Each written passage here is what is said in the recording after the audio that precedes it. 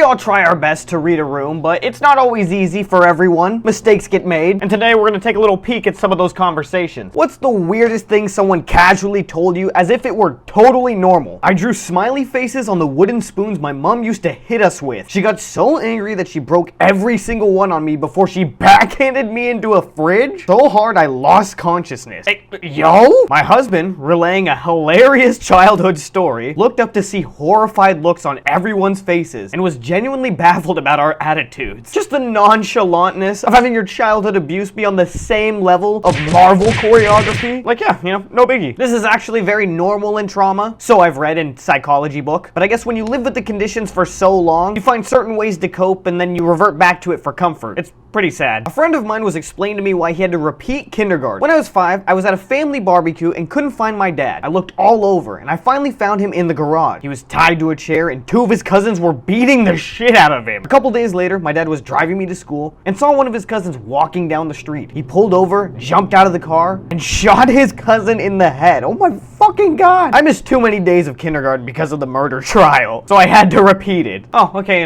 makes sense. I thought it was something crazy, like getting sick with the flu. The cousins really got to the family barbecue and were like, oh hey, there's Randy. We really need to beat the shit out of him while we're here. We've been putting that off. I was chatting to a woman in the grocery checkout line. She commented that she had lost a lot of weight. It was on topic. Since I need to lose weight, I asked her how she did it. She said her husband, now ex, has poisoned her with antifreeze over a period of time.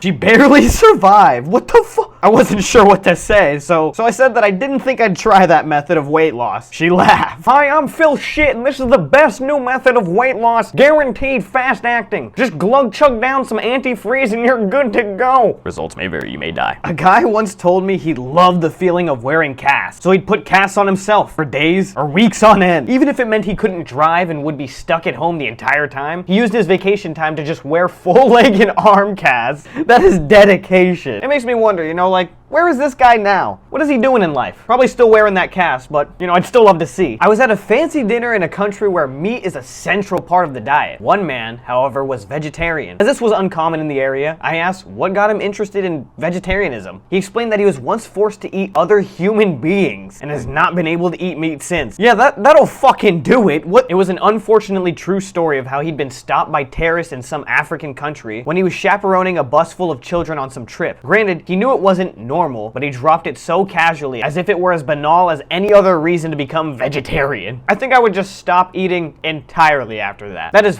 fucked up. I'm not on my Hannibal Lecter shit. That couldn't be me. Was like 10 or 11 riding public transit and had some dude in his 30s sit next to me, putting me so I'm in the window seat and they're in the aisle seat. So I'm trapped, and starts talking about how he just got out of prison for his brother and how you shouldn't do that just because someone makes you angry. Well, told in a way where they thought they were passing on really helpful life advice. It was so surreal I didn't even realize how disturbing it actually was until the first retelling of the story. To be fair, it is fairly solid advice. Could have started with like a greeting first, like hello, but the advice still stands. Subscribe right now because there will be more.